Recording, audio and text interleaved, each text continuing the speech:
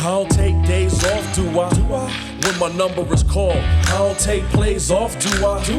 I'ma always give you 20 and 10, no matter how much you wanna pretend that I ain't clutch with it. I don't do the load management, maybe I can handle it. When the heat is on, I can manage it. I'm kinda like James Harden's career. What's up, everybody? Welcome to the Others Receiving Votes podcast, sponsored by M-Glow. I'm your host, Loren Woods, aka Big Low. And the last week and a half has been kind of crazy. It's been, not gonna lie, it's been crazy. A lot of things going on right now in the world, but it's been really, really crazy. It's been a lot of ups and downs that I've been having. Just business wise and personal wise, just a lot of stuff going on. And I sit back and think about business in particular, actually, and just realize how very fortunate I am to have been able to play basketball for so many years, 17 years professionally, and even before that, I started playing when I was about 10, and just been so fortunate and so blessed. I've only had one really major injury. I was out for 8 months, and then a few other smaller injuries that kept me out for a couple of months each time. But other than that, man, just a real, very, very fortunate career. And then I think about after I retired and started business and everything. And one thing that I thought when I first retired was, once I start business, it's going to be easy, because all I'm going to do is what I've been doing for, all my life. And that's, like when I started my basketball academy and I started M-Glow.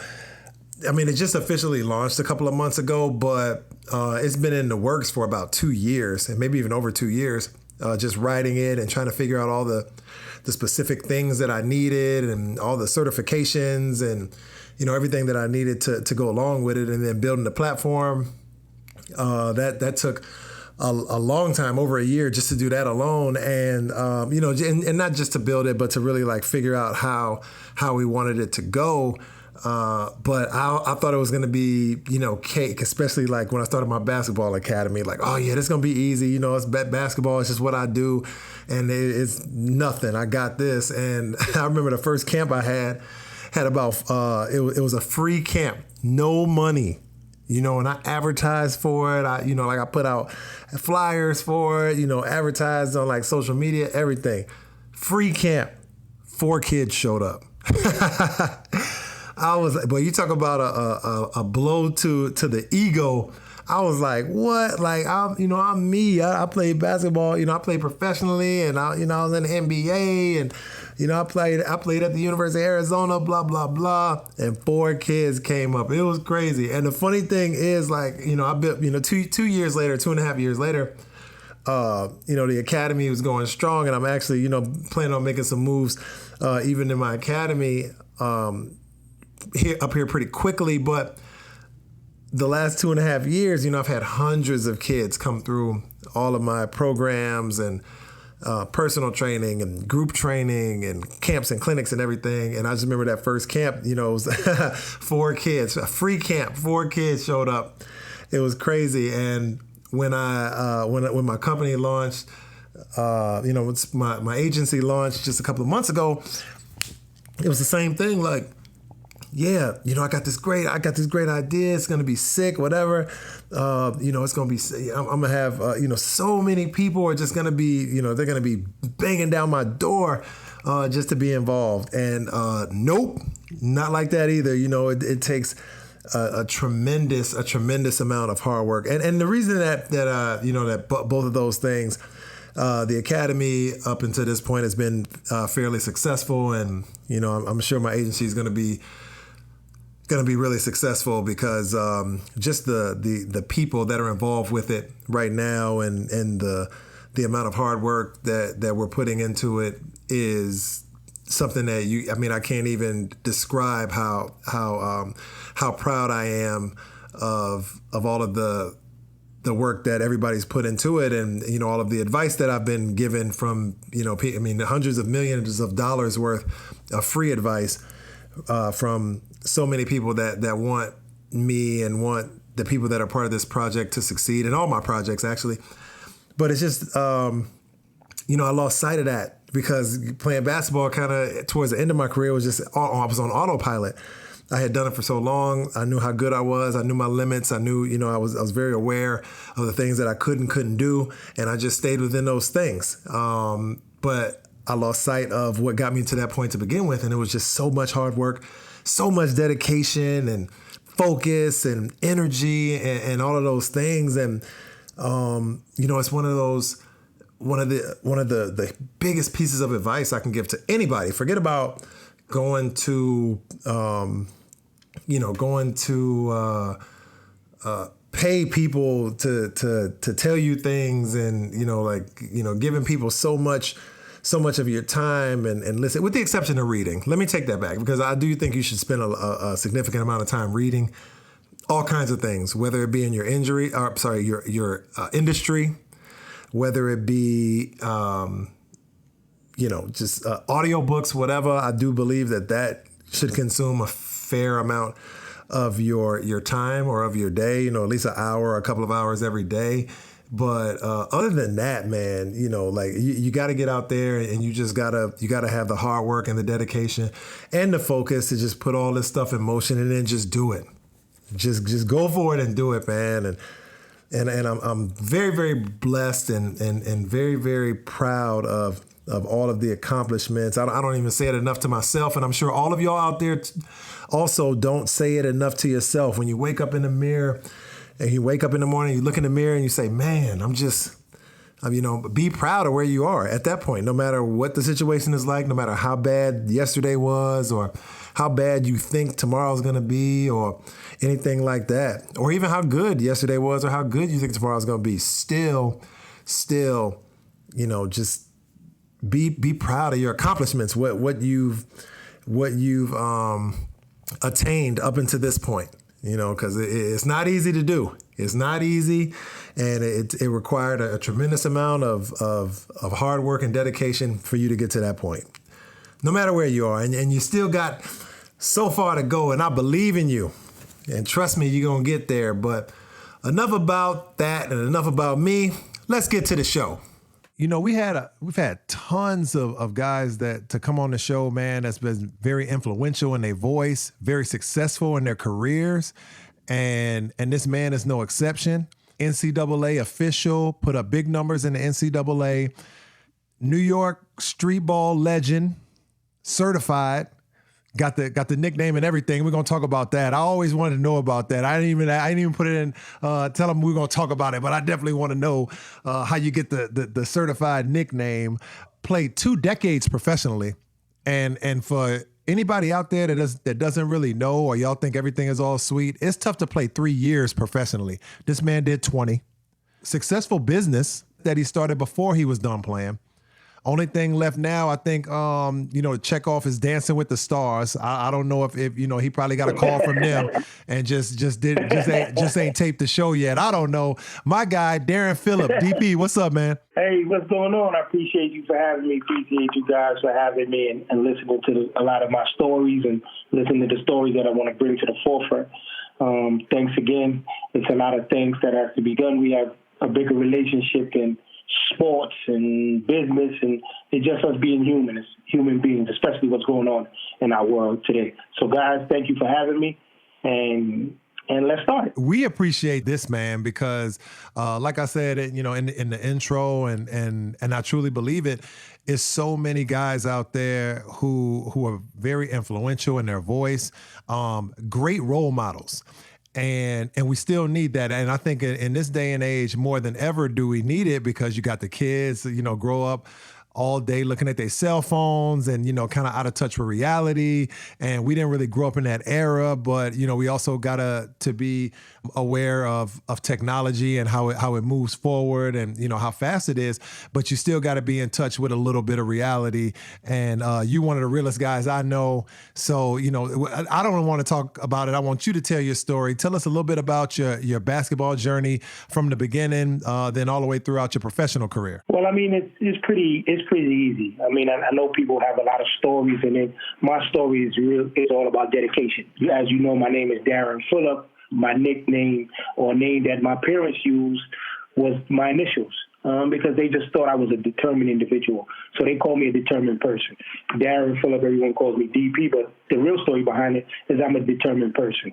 In order for me to get to the places I got to in my lifetime, I had to be determined. Because, as you know, as an African-American inner-city kid, we have a lot of doors that we have to knock down. And I actually call them kicking them down because these doors are not open for us. We have to make our own. We have to make our own niche, our own springboard in order to. So I used to knock down a lot of doors to get into where I needed to get to. And athletics was one of the ways that I knocked down a lot of doors. It's the ways where I've been respected. Okay, this guy is doing this. He's doing well. He can be a role model coming in the future. And a lot of individuals helped me that. I mean, I had mentorships other than my father and my mom. Obviously, they were my mentors from the beginning, but mentorship programs that helped because I was a determined person. My story is easy. It's pretty much what most people should have a story of being an inner city kid, being a minority, what if you will, basically a kid behind the eight ball. And I was successful in that part. So, I mean, it's real easy in my part as far as athletics. Athletics is one of the things that help inner city kids, black kids, minority, because I don't want to limit it to black, help us get out of the hood. There's certain things that we always talk about in the hood. You can get out of the hood by being a star in your own craft. Your own craft could be music or athletics. That's how normally a minority kid gets out of the city, inner city kid. And I used basketball to get to where I needed to be. It was difficult. I actually started as a football player. I was a football player. That was my first true love. My mom really didn't want me to play football because of all the injuries that come about. So I decided to get into basketball. I had a friend that was like, this is what you should be doing. This is something that you'll be real good at.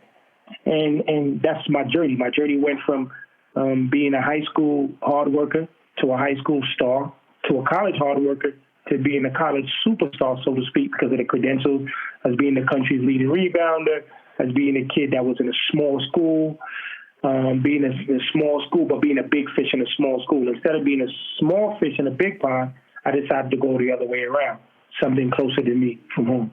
So from high school, it all turned around for me from junior year in high school.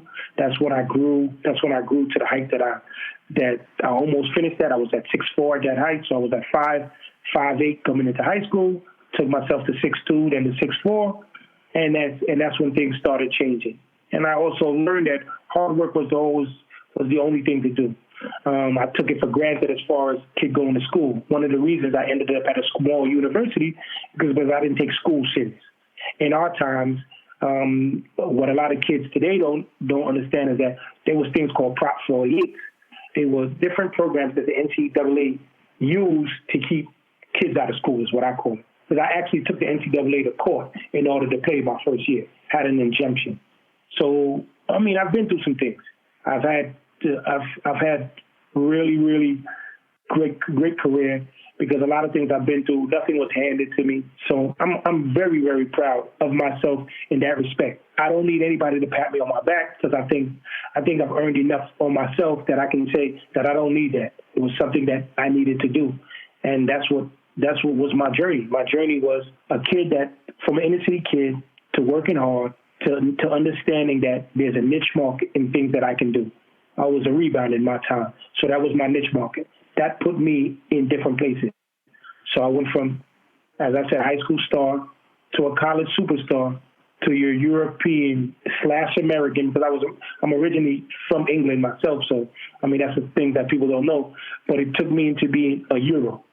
So it's not too much of a story. I know a lot of people have a lot of insights on how, but my story was easy. It's basically hard work and doing things that most kids can't do, doing things that most individuals don't want to do, doing things that society doesn't understand that we have to do. I didn't know I was going to be a European basketball player, but what I did know is that I wanted to enjoy the game. I wanted to understand the game, develop in the game, and also pass the game on later on. And that's what I thought about in all my steps to get to where I needed to get to. Yes, and you know what? And you keep saying easy, and I know for high level athletes, they feel that when it's a calling, and anybody in any industry, when you have a calling or when you have a passion to do something, it's easy to get up and do those things, even though you know you're going to go through some very, very difficult, extremely difficult and turbulent times. And you just said it, but it's not easy from my perspective. It's simple. And for you, because you grasp that idea at such an early age, like, you know what? Okay, I got a way out. I don't know how many ways out, but I know for sure I got this one thing, basketball, that can for sure take me. If I give basketball 100% dedication and hard work, then it's going to take me wherever I want to go. And that's a lot of kids don't really understand that, and it's a simple concept. It's not easy in my mind, but it's simple when you got a passion for it. And then you take that passion and you're like, all right, I got to do every single thing I have to do to get to where I want to go. Well, you said it and you hit it in the head. A lot of things is we take things for granted. We did, because a lot of things are handed to us. And I tell the kids all the time, because I do a lot of speaking agreements, where I go into these camps and I tell these kids my story. And everyone's looking for the type of story that you can publicize on TV. What I tell people is that simple is as simple as you can make it. Certain things that we don't understand. And I always use the example as, I ask kids, do you know how to balance a checkbook? 9 out of 10 kids will tell you no.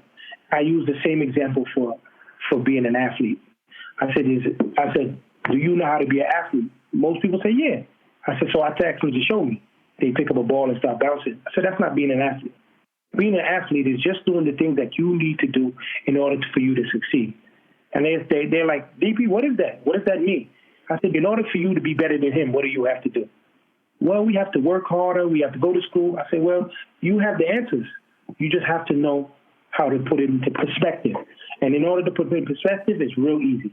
Just do what you need to do. It's not very difficult.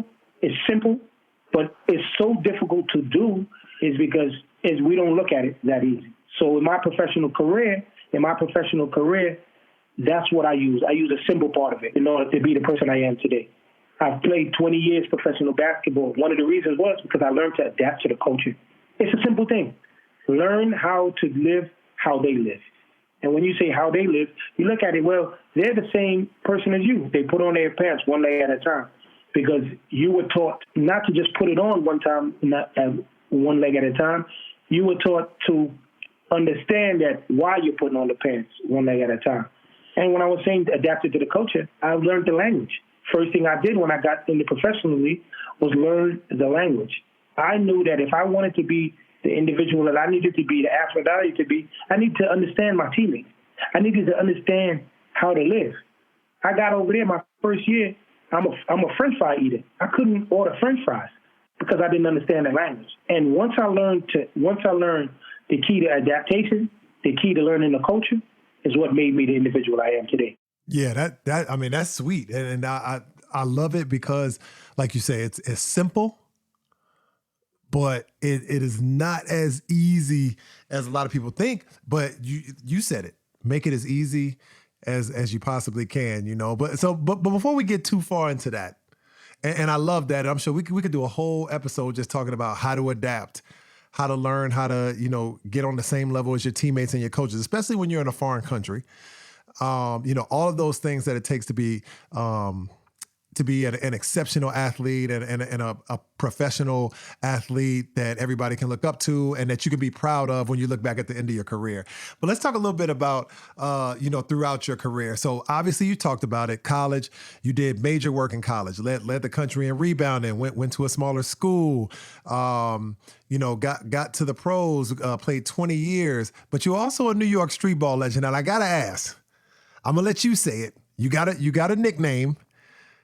When you get your nickname, is that when you become certified, or does everybody that play New York street ball just get a nickname just because it's easier to remember everybody's name like that? Like how does it go? I gotta know. No. Everyone knows, I don't want to say the country, I don't want to limit it to the country, but around the world knows the Rucker Park. Rucker Park is famous for giving the nicknames. That's how you become certified. That's how you become the ball player you are. And street ball is what made me a better professional basketball player, to be honest with you. What made me a great college player is street ball. Because street ball in New York City is about grit. It's about physicality. And that's how I got my nickname. So there was a few nicknames that I've gone through, and the last one that stuck, and it stuck because of the grit that I brought. Playing overseas, you know for a fact how difficult it is to play overseas, how physical they are. It's nothing like how we play here. So the first name I got was Mr. Rebound, obviously, because I rebound. Win Next Man, that's a name that they give to a lot of rebounders. Clean the Glass. So all of these nicknames that I had, Chairman of the Boards, these are nicknames that they passed around. But the nickname that stuck that I received in the Rucker Park was Primal Fear. The reason they use the nickname Primal Fear because they called me, I was primitive to the game of basketball, meaning to them that I was a guy that took it back, old school type of player that knew how to play. So they added that primitive to add to the fear, which I fear no one when I get in there because of the grit, because I'm always playing, I'm always there, I'm at the games. In our time in the Rucker Park, we played against a lot of NBA individuals, certified NBA players. On my team, I played against and I played with. And I would always go toe-to-toe. So that's how the name Primal Fear came on. And this is a nickname that stuck with me a long time because this is what they do. Like I walk around now and hear kids in the city, that's Primal Fear. And I'm 42 years old. So it's a name that sticks. But that's what certifies you in New York City. Once you have that nickname, that means you have arrived. And I've played with the greats, the Stephon Marbury's, the Allen Iversons of the world, the Zach Randolph, which is my guy. Everybody knows him as Better Walkies, but I know him as Ron Artest. I mean, he's even had his own podcast, his own show that he told everybody I'm one of the hardest individuals that he had to guard growing up because of the fear factor, that there was no fear in the game. And he said he has it on all his social media outlets. And guys are calling me, was like, yo, you heard what Ron said about you? And I said to them, it's the name. It's something that I brought. So that's what certified me. Growing up, once you get your name in the Rucker Park, where Rucker Park is known for basketball, street basketball in the United States of America, and now Europe, Paris has their own basketball type of that way, but the Rucker Park is where you get your names. And if you get your name for the Rucker Park in the city, you're known. I mean, they've given the Kobe Bryant of the world, God rest his soul, that changed basketball. He was Lord of the Rings. So guys get these names because of on their ability. So I'm proud to have that name on my sleeve. I'm proud to be an inner city kid from New York, Brooklyn kid that can go and represent and actually be certified with that name. And you should be proud. And one thing that I love about it, and you named some big time players, Stephon Marbury, Ron Artest, or Metta World Peace, Allen Iverson, Kobe, and I know it goes all the way back to Wilt Chamberlain, New York street ball, Kareem, Earl the Pearl Monroe, and we can name 1,000 other players, but we can also talk about 1 million other players, and not just in the Rucker Park, all over New York street ball, all over the United States street ball that didn't make it. And what you did was you made it from the New York City street ball, college basketball, and then played 20 years professional. How different were each of those levels, or how difficult was it for you to transition through each of those levels? It was absolutely difficult. As you know, in your own side, and as I tell a lot of athletes going on, each level of basketball is different, and you have to get your niche. I call it a niche market. The reason I call it a niche market because each individual level, you have to take something from it in order to do it. So in high school, my level in high school was to get a name, become a player. In college was to sustain that name. so that everyone knows that this is you. You have arrived. And then taking it to, so which in streetball was hand in hand, because it helped me become the person, helped me sustain the person, and it helped me continue to rise with the person as far as a pro. So that niche that you had to bear, streetball was absolutely the one that helped me. Because what streetball did was, I would get off the plane in June, I would take a week off, and I'll be back on the streetball circuit. So that kept me basically, obviously not in professional overseas shape, but it kept me in the shape where my mind was always functioning and my body was always functioning as far as I was in season. So that grit, that certified name, playing against certified individuals, when I got overseas, I would get there in August and I would hit the ground running. So, I mean, if it wasn't for streetball, I wouldn't have played 20 years. Like, up to my last year, I was still playing streetball. And I was 40 years old. So, for me, if it wasn't for streetball, I wouldn't have been where I am to be. Streetball helped me avoid injuries. Normally, your body is a wear and tear over the years. But streetball, you know, around the United States, whoever plays streetball, they normally play it on the concrete. Concrete, what it did to me, it did opposite for my body as it did to a lot of players. A lot of players, knees, back, shoulder. What concrete did was strengthen my body. So the beating that I took for the summer, when I got over into my professional career, it was easy to deal with. Obviously, I was a little bit more tired because I was playing basketball all year, but my body was able to support more because the Rucker Park, the Nike Pro-Ams of the world, these things are on pavement. They're on concrete, asphalt. So because of that, my body was able to adjust, and that tremendously helped me. Like now, everyone has it's different basketball, but now everyone has the trainer, let's go to the gym, let's swim, let's do that. I get it. I understand. It's a different way of life now. Now, guys, especially in the NBA, guys are not playing as much games. They're doing it a different way. But if you scrap everything and take it back to business, take it back to the basics, which is taking it to the business of basketball, was hard work. So street ball tremendously helped me. It kept my body to where it is today. I'm 42 years old, playing 20 years of European basketball, and I can get up and continue to play today if I had to. Go back into the shape I am because my body is not worn down, and street ball is what did it. Wow. And that's super interesting. And it's almost the exact opposite thinking that people adopt nowadays. And I agree with you. I think before it was so much hard work that went into the playing side of it. It was just, you got to play. You got to play 2, 3, 4 hours a day. You got to play. You know, I tell all my kids, I'm like, man, y'all practice an hour and a half, and y'all tired, and you know, y'all need days off after playing a 40-minute game. I was like, man, you got to play 3, 4, 5, 6, 7 hours a day. But actually, it's different now. You got to adapt, like a new mentality, and it could quite possibly help the longevity of somebody's body long term, I'm thinking. But as far as basketball, man, I'm still kind of with the same old school mentality. I think you got to get out there and play, 3, 4, 5, 6 hours a day.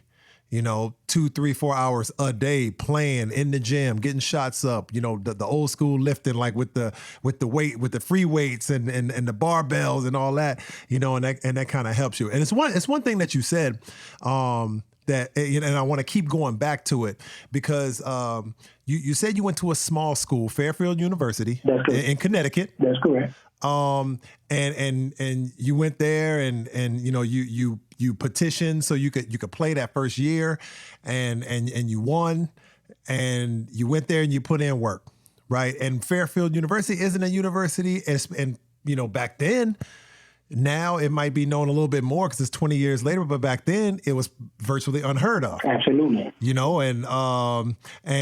I think especially nowadays, guys think that they need to go to top 20 schools to even have a pro career. But you went back in 2000 to Fairfield, super small school in Connecticut. Fairfield put up big work, then had a lucrative pro career for 20 years. Why is it such a big misconception that players have to go to only Duke or only North Carolina or only University of Arizona or only UCLA to get a pro shot? It's real easy. TV. We're brainwashed in society. It's in everything. You have to have the best of the best in order to go. I wasn't fortunate to go to the biggest schools. Top 10 conferences, super conferences, if you will. These are what they're known for. I wasn't that kind of athlete. I didn't get that chance. A lot of it was grades, but at the end of the day, if I was the type of athlete that I needed to be, I would have been there. So now these smaller schools are called mid-majors. They're mid-majors. They have bracket busters now for these mid-majors. I mean, I had a great college career because my team went to the tournament then. We almost upset in North Carolina my freshman year. Dean Smith's, I think it was his 800 win or the win before the 800, maybe 798. I remember that. I remember that. Y'all played in Winston-Salem, didn't y'all? Sir. We played Salem. I remember that. See, and it's tough. And I remember that game. And I remember watching that game. And I want to say y'all only lost by maybe 3 or 4 points. Correct. Like y'all almost took them down. That's correct. And I remember that game, and I couldn't name 6 players that played in the Kansas Duke game this year earlier in this college season. You know what I mean? The basketball is not the same, but I mean that Dean Smith team. I mean no disrespect to Fairfield, but Lord have mercy, that team had Ed Cota, Vince Carter, Antoine Jameson, was it Mokhtar Njai? Was on that squad. He didn't even play. Serge Swicker was the starting center. Serge Swicker was on that squad. Yeah. Shamar Williams was he was at the 2. I'll never forget that game because we had them down to the wire. 2 minutes to go, we're up 6. 2 minutes to go, we're up 8 points. 8 points with the ball. Vince Carter didn't beat us. Antoine Jameson didn't beat us. Ed Cota didn't beat us. Shamar Williams didn't beat us. Serge Swicker beat us. I'll never forget it. 7 foot. He was a 7 foot giant. He scored. I think he finished the game with 14 points. He scored 10 of the 14 from 2 minutes to go. They beat us. That game was done. Obviously, Ed Cota's from New York, a Brooklyn kid. I know him well. He went to high school before he transferred into prep school, so I knew him. So we actually talked before the game. Actually, conversation. We knew from there. He beat me a couple times. He's beaten me a couple times now. But I'll never forget that. And that's another thing that changed the college. Us becoming a mid-major school, a school that showed people that no matter where you play, you can be found. Like now it doesn't matter where you play. You could play in Timbuktu, they'll find you. It's different now. But back then, that wasn't the case. We didn't have the opportunity, but I used every part of the opportunity in that game. People didn't remember anybody about Fairfield, but to tell you how much of a chip in our shoulder that we had, we told ourselves if we could get it down to the 2 minute mark tied, we could win that game. We knew that we had a chance in that game. We already had the scouting. We already had the scouting done for the next round. The next round was Colorado versus Indiana. That was going to be next round if we beat them. That's how confidence we had. We already had the scouting together. We already had the scouting in our mind for what's going to happen because we played the 16, so we played the Friday Sunday game was supposed to be. So I'm never going to forget it. So in that game is when I really knew that I belonged as an athlete. I knew from that game that I can play with anybody I can in the country, and I knew when I get over to Europe, I'm going to belong. And that's what changed it for me. That's what's up, man. I mean, I love the fact that, one, I always love confidence, almost to the point of when it gets to arrogance, where you just got to know.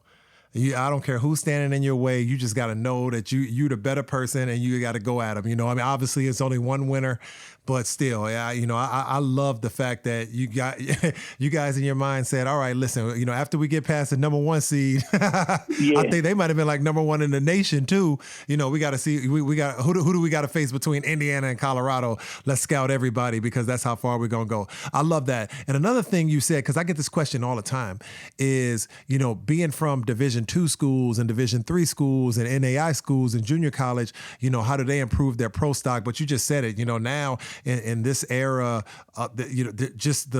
with social media and mass media, and it's so many scouts and agents and pro teams everywhere and pro leagues everywhere. You can be found pretty much wherever you play, man. And it's one thing that I want to talk about before we go. I'm gonna let you go, man. I know you got so much stuff you got to do. Back when we played, and I'm gonna date us a little bit, DP.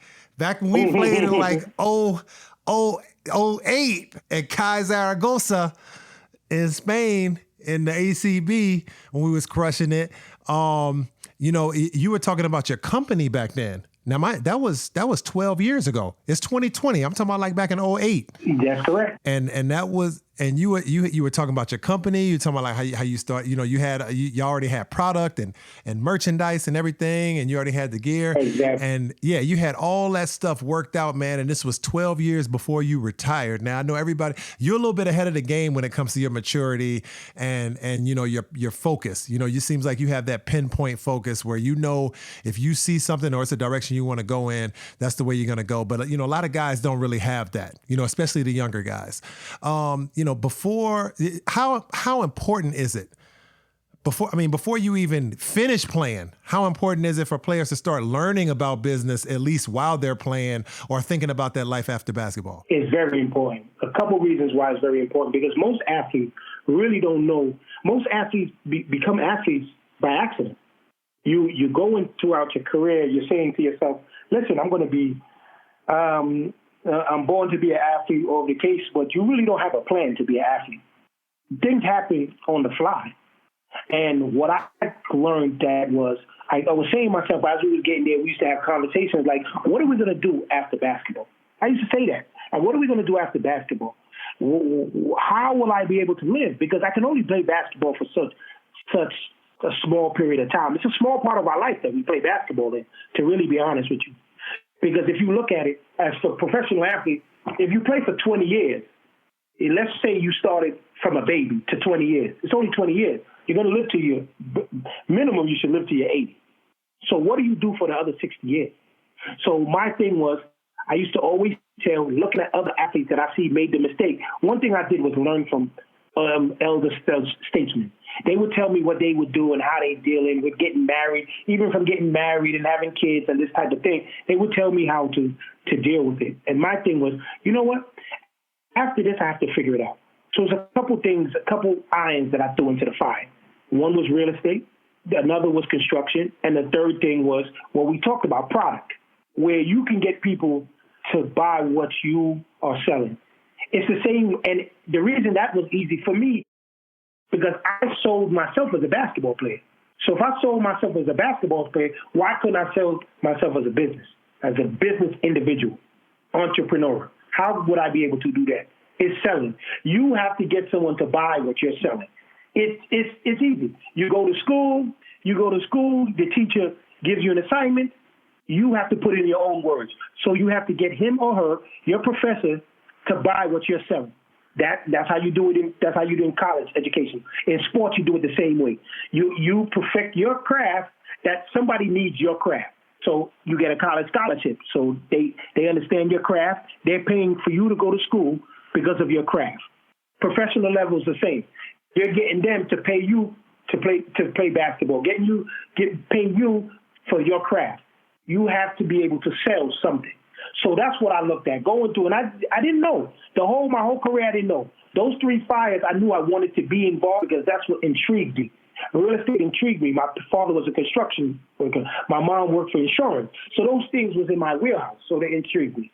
So in those years, when I talked to you about it, I said, listen, I'm going to do something. I'm going to get into the real estate. I got my product. These are the three things I'm going to do. So I started developing that as I was going. I never went to school for business. I was a communication major, which helps me communicate. But I never was a business major, so I didn't understand the business part of the game, but I learned. Conversating with you, conversating for my other guy, Torian Green. These are things that we sat down and had conversations daily besides playing basketball. We wanted to know we wanted to make money playing basketball, but we didn't know what we was going to do after. And this is when I said it. So I tell a lot of kids now that you have a one-track mind when it comes to your craft, but you have to keep your horizon open when it comes to what you're going to do after basketball. You don't have to go through with it, but you want to set it up. So you know, if this doesn't work, what's my next plan? I tell people to use their summer. When you're overseas, concentrate overseas. Although you can go to school from now, you can do a lot of things online, but I tell them, concentrate on your craft because that's how you make your money. That's how you feed your family. But in the summertime, when you're working out, this is the thing that you should, guys, start the next part of your life, start the grind. And it helped me. So now, after retiring, I have a full-fledged construction business. that has opened the doors with everything else. I have these apparel, these type of things that I'm selling. I'm selling my business as a contractor. I'm a licensed contractor. I went and got my licenses. I went and got my insurance.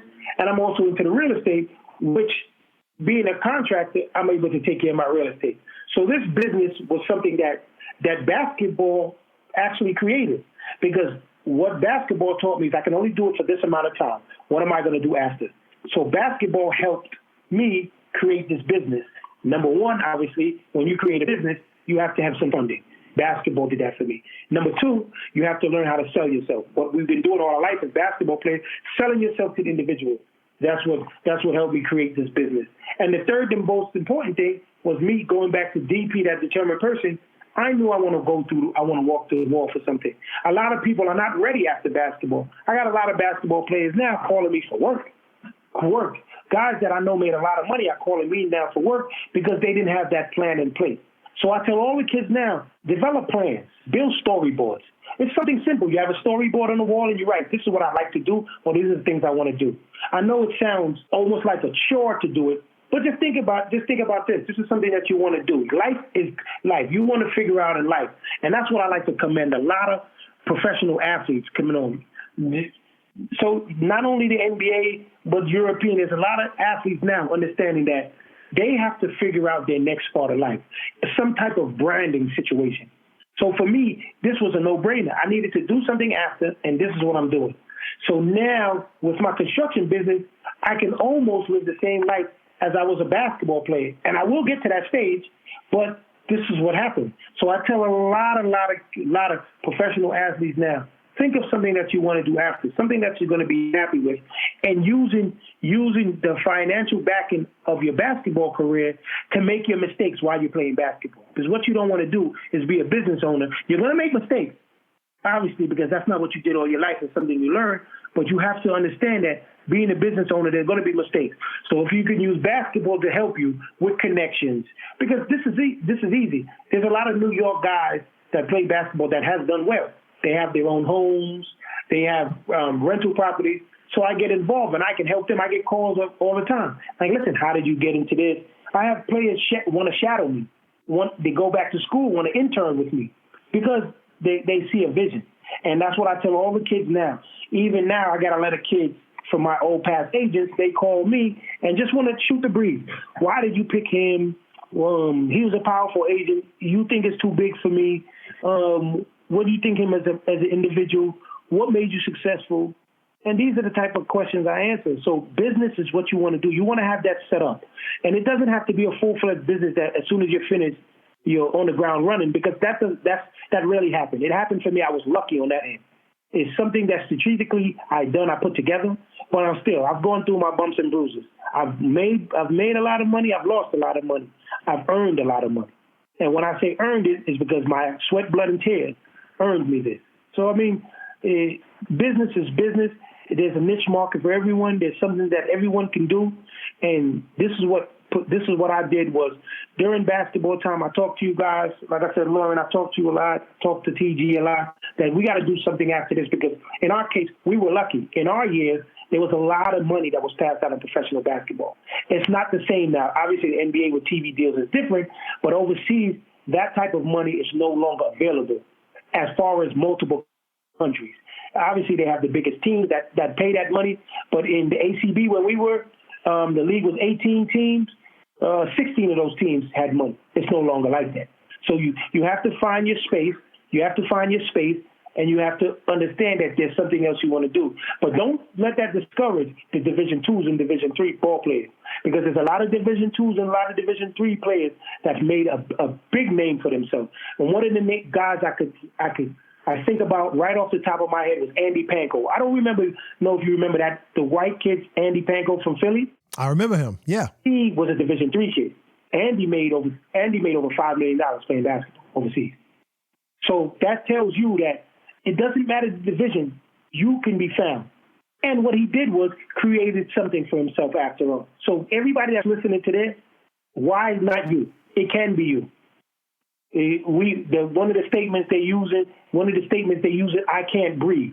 I use that statement twofold. I can't breathe because of what's going on with society, but I can't breathe if I don't allow myself to succeed in my craft. 100%, man.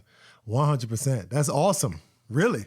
And a lot of guys really need to, they need to take that to heart and just really listen to what you said. I mean, you dropped so much knowledge, and one of the things that, just keeps replaying over and over in my head, first in the beginning, hard work and dedication. Obviously, if you don't have that, you're not going to go very far in what you do, period. I don't care how good you are at whatever you do. If you don't have the hard work and the dedication, you're only going to go so far. But, developing a simple plan like how you did, but with everything. The simple plan. It wasn't easy to do. It took you, time and time again to implement this plan. But develop a simple plan. I'm gonna do this, and these are the ways that I can get to that goal, man. But anyway, man, listen, we loved having you on the show. It's been a great talk. Anybody who didn't take something away from this, away from this show, they wasn't really listening anyway. So we ain't got time for them. But everybody else, we know they learned something, man, because it was some real powerful messages that you sent, man. And I, DP is one of the realest guys, one of the hardest working guys, one of the, as you could take from this show, one of the best planning guys. What do they even call that? Like you put these plans down and in motion, and you get them going, man. And you execute. You're one of the best executors out there in the game. And if anybody wants to find you on social media, man, how do they do that? Oh, that's easy. I mean, I have D pages. Well, the first one is Don't Forget DP, which is my company name. If anything you see with me, I'm always wearing that Don't Forget logo and that Don't Forget name.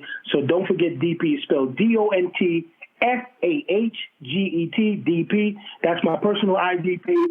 My business page is Don't Forget Improvement. So that's DONTFAHGET, Improvement, IMPROVEMENTS.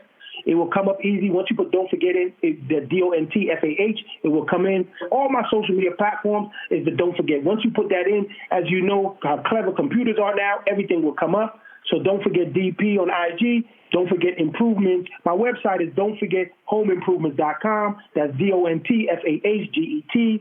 Home, HOME, Improvements, IMPROVEMENTS.com. As far as who I am and what I am, and any questions, like I said, you don't have to feel free. It doesn't have to be a business question. It doesn't have to be a basketball question.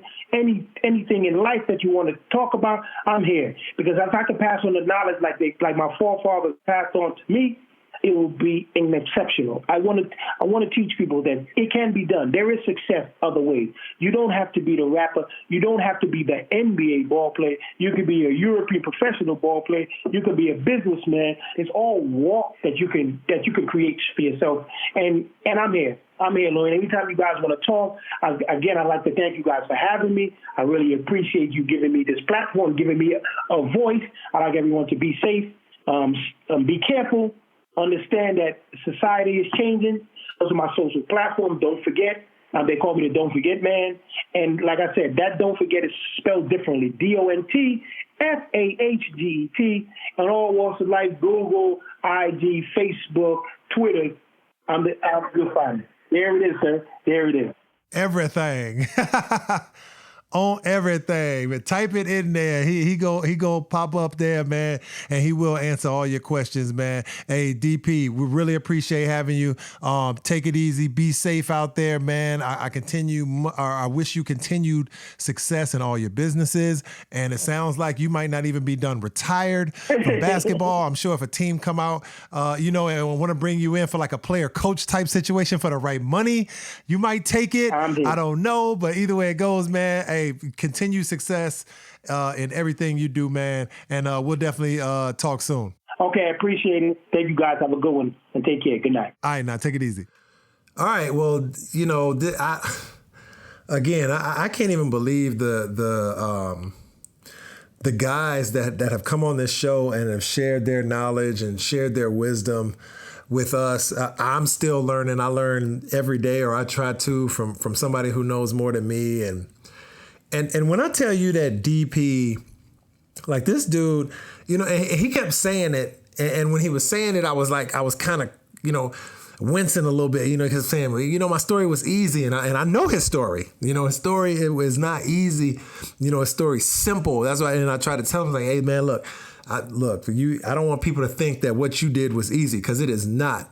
To play 20 years professionally is not easy. To play, to be, a Division I athlete is not easy. To be a streetball legend in New York City is not easy.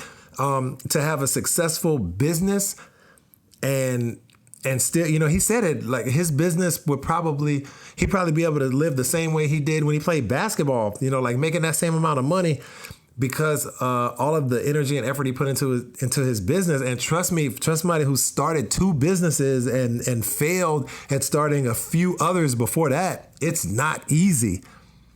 But the one thing that I do like, it's 2 things. 2 things that I like DP said, that I loved actually, that he said. The first thing is, developing that niche. You develop a niche in anything, whatever you do, whatever industry you're in, you develop a niche in that industry, and, you could just ride that all the way to the bank, or as far as you want to go.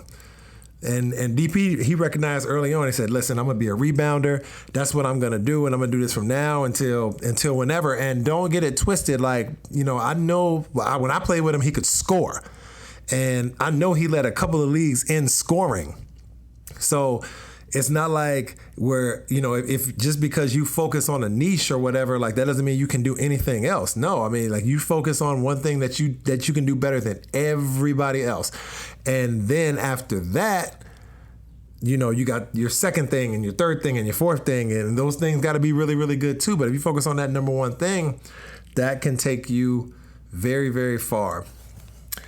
The second thing is developing a plan. And you can hear it when he was talking. When DP was talking, it was, so I knew this. So I knew I had, X, Y, and Z that I had to get done in order for me to get to my A goal. Or I knew that if I wanted to be a great European player, I had to learn the language immediately, just so I can understand them, so I can adapt. Or, to be, in order for me to be in the best shape of my life, I got to play every day in the summer. I can't take off. And this was, he played in Europe. So 20 years, I think he was maybe like 15 years in Europe and like 5 years in South America. But overseas is different anyway. It's super physical. That's like NBA years, that's probably like 35 years. Like that's a long time, man. Because European, especially Spain and the ACB back then when he played, and back when we were there, like that was one of the best league. I mean, outside of the NBA, it was the best league from top to bottom, and super physical, very, very good players, very, very good players were in that league, and he did that for so many months out the year, and then came home in May or June and took a week or 2 off, and then started playing, the streetball circuit for the remaining 2 months. And I know from playing overseas, man, there's not one time ever, and I played a long time, there's not one time ever that I came from overseas, took a week off, and then started playing again. Never. Not one time in my career, ever. So for him to be able to do that, and he thought that was his edge, which it probably was. Whatever whatever your mentality is, you just ride that wave. But for me, I think my body would have crumbled. I think I'd have played about 8 years if that was the case. But he said that's what helped him play 20 years. His body was just built for that. To take that abuse, and that gave him that advantage. So, DP is an exceptional person anyway. I mean, we can talk about his businesses and all that. And I remember, I'm telling you, this was 12 years ago when he and I first met. And at that moment, he was talking about how he had just started a company, and he's playing in Spain, and Spain's got like 9-10 month seasons. It's like, how do you even have time to work in your company? And he always talked about, we always talked about business and stuff like that. Like we always found time to talk about those things. And he always had a plan. He always knew exactly which direction he wanted to go in, and that's what he did, and that's why he's got a successful business right now. But anywho, if you like the show, think it can benefit somebody else, please share it. Copy and paste the link, send it over to your peeps, let them hear it. If you got any questions, you can always hit me up on my personal IG. That's Mr. Loren Woods, or Twitter, Mr. Loren Woods. Or, questions, comments, whatever, to mglow_US. That's IMGLLO_US on IG and Twitter. And reach out. If you something you want to know, something you think that we should talk about more, let us know. And we'll get to it, man. We want to help as many people as we can. With that said, especially nowadays, y'all stay fortunate and be blessed. Days off, do I? When my number is called, I don't take plays off, do I? I'ma always give you 20 and 10, no matter how much you wanna pretend that I ain't clutch with it. I don't do the load management, maybe I can handle it. When the heat is on, I can manage it. I'm kinda like James Harden's career, I can walk whenever I feel.